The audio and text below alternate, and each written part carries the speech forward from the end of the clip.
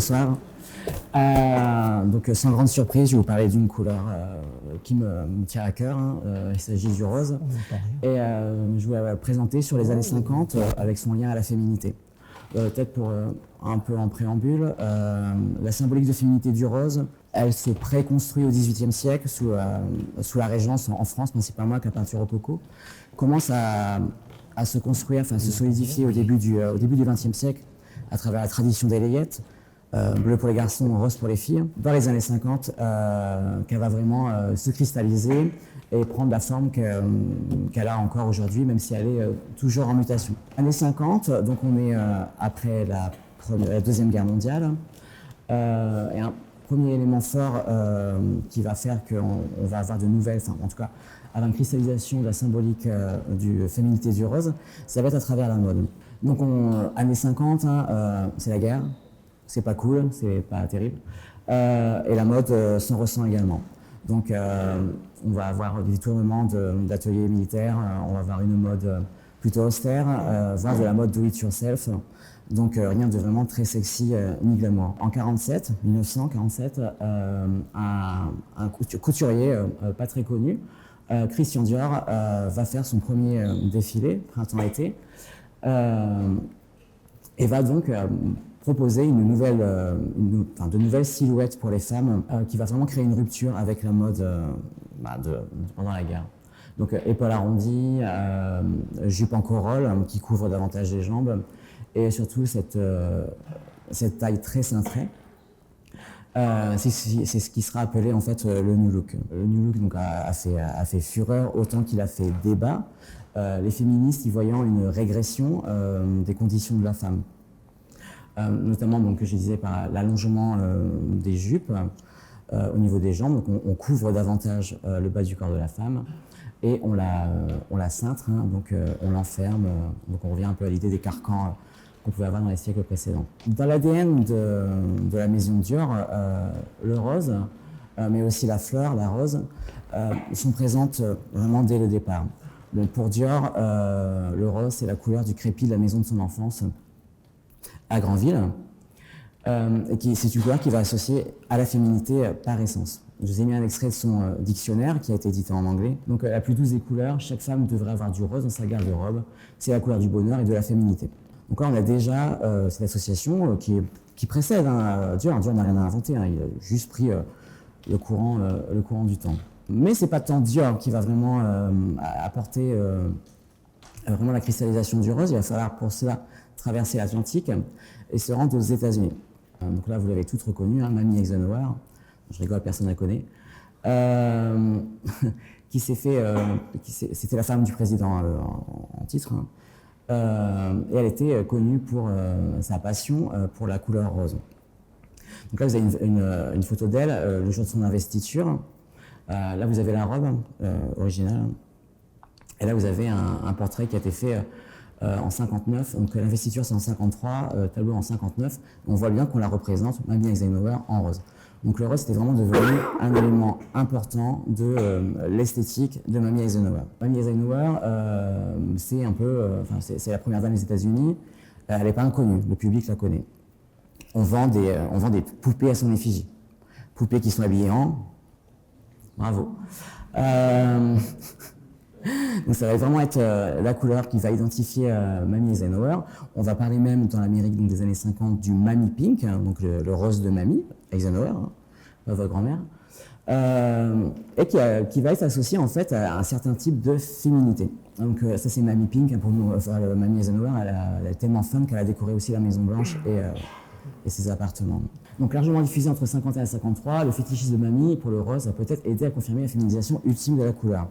Féminisation du rose, ok, mais quelle féminisation? C'est là qu'on va voir un peu se mettre en branle le jeu entre les deux significations différentes du rose. Mamie Eisenhower, c'était quoi? Enfin, c'était qui? C'était une épouse dévouée, donc fidèle à son mari, vas-y, je t'attends le soir, là, comment c'était ta journée? Et une femme au foyer impeccable. Donc le rose de Mamie Eisenhower, c'est un rose qui est associé à ce qu'on appelle la domesticité, c'est-à-dire reste à la maison et fait le ménage. Donc une féminité traditionnelle qui est une féminité qu'on ne veut plus finalement aujourd'hui.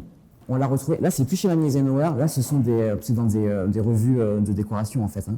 Donc elle se répand jusque dans la décoration intérieure aux États-Unis. Années 50, on a passé la récession, on a passé, la Seconde Guerre mondiale, et il y a aux États-Unis une crainte de perdre son pouvoir économique. Donc il y a un retour sur des valeurs traditionnelles, patriotiques, et on veut à tout prix ramener les femmes à la maison pour qu'elles fassent la cuisine, qu'elles s'occupent des enfants surtout, et qu'elles fassent des enfants, hein, bien sûr, pour un peu augmenter la démographie, le pouvoir d'achat, etc. Symboliquement, mettre du rose dans la décoration intérieure, c'est figer les femmes dans un intérieur de l'enfance, de la naissance, les layettes, le rose pour les filles, jusqu'à leur mort. C'est-à-dire que du berceau jusqu'à faire la popote dans la cuisine, elles sont dans un environnement rose. Symboliquement, on les maintient dans cette position féminine et domestique. Donc voilà, un peu Mishpak, une historienne du design, elle disait « L'utilisation du rose à la maison soulignait la féminité essentielle des filles et des femmes et montrait aux filles que leur mère comprenait cela et souhaitait qu'elles reconnaissent également le caractère distinctif de l'identité de genre. » Donc de la naissance, les petites filles, elles voient que leur maman évolue dans un monde rose, c'est un objectif à atteindre. Mais c'est pas le seul rose qu'on a. Dans les années 50, donc là on a un film de 53, donc même année que l'investiture d'Eisenhower, on va avoir aussi beaucoup de roses dans le cinéma hollywoodien. Donc là je vous ai mis Marilyn Monroe, c'est certainement la plus connue, dans Les hommes préférés blondes, mais il y a également Ava Gardner, Billy Burke, d'autres, James Bond qu'on va voir juste après. Donc le rose qu'il y a dedans, c'est un autre rose, c'est pas la femme à la maison. Hein. On a un rose glamour qui est un peu plus vif que celui d'Eisenhower, le rose sexy. On voit bien que Marilyn Monroe impose un certain pouvoir, qui est un pouvoir certes de séduction, un pouvoir de la féminité, sur tous ces hommes qui la suivent, qui lui courent après. On a la preuve, hein, donc bien sûr que c'est un rose de féminité, d'une féminité sexy, séductrice, par les autres aspects de la carrière de Monroe, hein, qui a été notamment la première playmate, la première femme à faire la couverture de Playboy. Donc on voit bien le lien, là on a une féminité qui est vraiment sexy, qui peut être vue comme une forme d'empowerment, d'acquisition de pouvoir, d'agentivité, mais peut-être pas. Karen Marling se pose la question, y avait-il deux roses? Donc est-ce qu'il y avait un rose puritain, celui de Mamie Eisenhower, et de l'autre côté un rose peut-être un peu plus jeune, celui de Marilyn, qui serait un peu un rose un peu plus sexy, un peu plus coquinou, quoi. Finalement, ça va l'exemple de Jane Mansfield, par exemple, c'est pareil, star hollywoodienne, sexy, poupée Barbie, quoi, en chair et en os, a fait du rose, vraiment c'est une influenceuse, elle a décidé, le rose c'est moi. Donc elle a acheté une voiture rose, elle s'habille en rose, elle a acheté aussi en 57 une maison entièrement en rose, avec la moquette rose dans la salle de bain, je vous déconseille. Donc elle a mis en scène également sa vie privée. Donc on a beaucoup de photos d'elle, donc là on la voit, Jane Mansfield se lave, impressionnant, elle s'occupe de ses enfants, de son mari. Donc elle arrive à cumuler sur un même plan, elle arrive à mettre sa vie privée à la scène, et puis sa vie d'artiste à la scène, ça forcément, et à jouer sur les deux tableaux. C'est-à-dire que Jane Mansfield est un sex symbole, donc c'est le rose sexy, mais c'est aussi une mère de famille, une femme dévouée. Donc on revient à ce que Betty Friedan appelait, une militante féministe, la mystique féminine, c'est-à-dire cette double injonction de féminité, c'est-à-dire que le rose incarne donc, cette injonction aux femmes qui est tu seras une épouse dévouée, une mère de famille formidable, et en même temps, tu seras sexy, tu plairas à ton mari et tu lui donneras satisfaction. Donc, double standard qui est absolument impossible à tenir, hein, et qu'on peut retrouver encore aujourd'hui, notamment donc, à travers l'utilisation du rose. Et on est presque dans les 10 minutes, et voilà.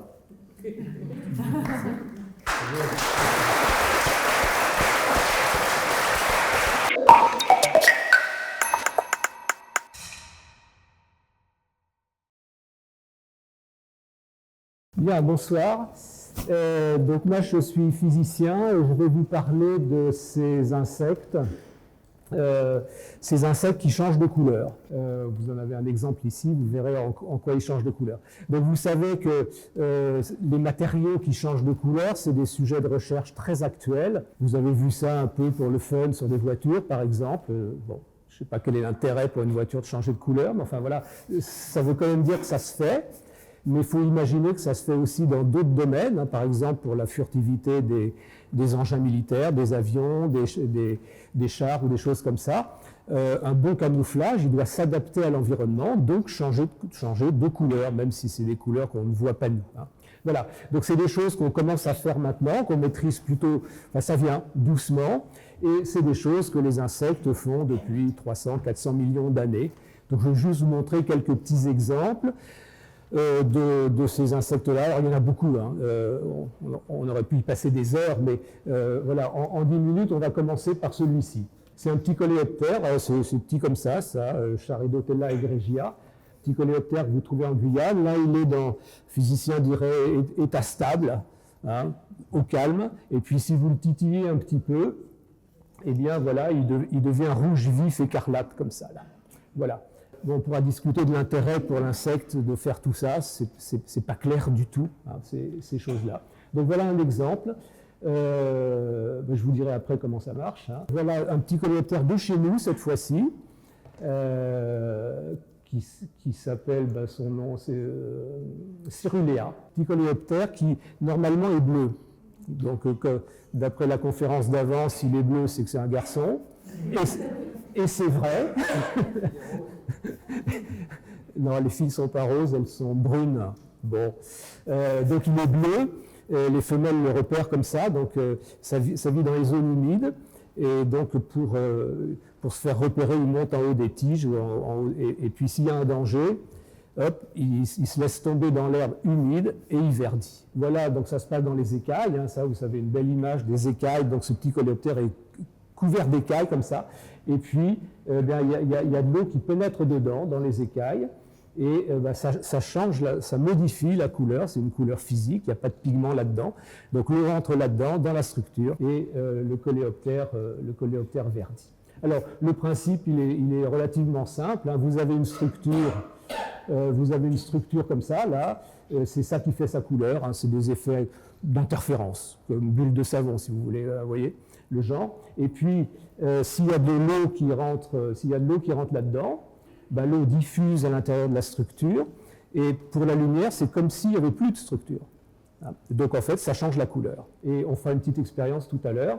Là, c'est de l'eau, mais vous pouvez imaginer de faire ça avec n'importe quel autre fluide, et du coup avoir toute une palette de couleurs différentes pour ça. Et puis, un autre exemple ici, c'est un dynaste Hercule. Donc là, on est passé sur les très gros bestiaux, hein.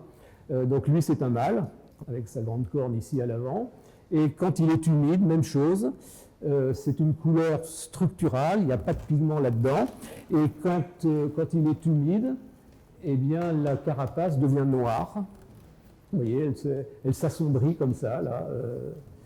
Et voilà. Alors, chaque fois, il faut se demander, encore une fois, quel peut être l'intérêt.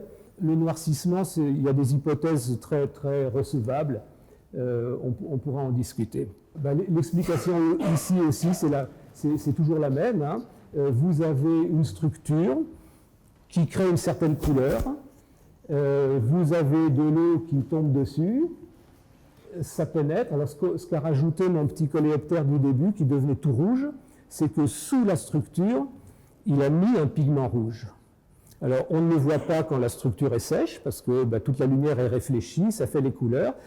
Quand la structure se remplit d'eau, c'est comme si elle disparaissait, donc la lumière voit la couche de pigment rouge. Donc, c'est le principe de ces choses-là. Et puis là, écoutez, on va faire une expérience, une petite expérience très simple avec un papillon. Donc, c'est un morpho, hein, ce que vous voyez là. Encore une fois, je ne sais pas si c'est une règle, mais c'est un garçon. On peut se demander pourquoi. Presque systématiquement, chez les insectes, les mâles sont bleus, j'y peux rien. Voilà, alors on va faire une petite expérience avec ce magnifique papillon que voilà. Il faut d'abord montrer ça. Donc c'est un morpho. Vous voyez, c'est des grands papillons qui vivent en Amazonie. Elle est assez simple. Les mâles sont bleus, ils vivent plutôt au ras du sol. Et puis les femelles sont camouflées, elles sont jaunes et noires, c'est très difficile à trouver, et elles vivent au sommet des arbres. Et donc, encore une fois, c'est la femelle qui repère le bleu et qui va descendre dessus. Première petite expérience, toute simple. Donc c'est de l'eau, hein, ça je vous le garantis, je peux la boire. Si je verse de l'eau là-dessus, qu'est-ce qui va se passer d'après vous? Bon, en gros, on va faire l'expérience. Hein. Donc je verse de l'eau là-dessus. Vous voyez que l'eau ne reste pas. Elle tombe dessus, comme elle n'accroche pas, absolument pas. Alors ça n'a pas grand-chose à voir avec la couleur. Là, c'est simplement que ce papillon est super hydrophobe. Alors, bon, ça a d'autres applications. Hein. Et l'eau roule sur l'aile et en roulant, elle va nettoyer l'aile. Donc c'est une surface auto-nettoyante. Le papillon ne peut pas se laver les ailes comme une mouche, par exemple. Les mouches, vous les voyez, elles ont les pattes assez longues pour se nettoyer les ailes. Lui, il ne peut pas. Donc en fait, c'est auto-nettoyant. Donc ça, c'est l'expérience avec de l'eau. Et si maintenant je fais la même expérience, alors cette fois-ci, c'est pas de l'eau, c'est de l'acétone, donc un produit parfaitement transparent, et bien là, il se passe tout autre chose. Hein. Donc je le mets dessus, et vous voyez, j'espère que vous voyez, que le papillon devient vert, jaune, selon les endroits. Bon, voilà. Alors, il faut regarder selon les angles de la lumière ici. Voilà, il change de couleur, il devient vert. Là aussi, c'est le même principe que ce que je vous ai montré tout à l'heure. Il y a une structure là-dedans qui fait du bleu, ça fait des interférences uniquement dans le bleu, et quand l'acétone pénètre à l'intérieur, eh bien ça, en optique, on dit que ça change l'indice, et donc un indice plus élevé, ça vous fait une longueur d'onde plus grande, donc on passe du bleu au vert. Et puis si je prenais encore un autre produit, mais je ne le ferai pas, c'est du toluène par exemple, il est un peu toxique, donc on ne joue pas avec, mais il a encore un indice plus élevé, et cette fois-ci, le papillon deviendrait jaune. Et si je continue, il devient complètement transparent.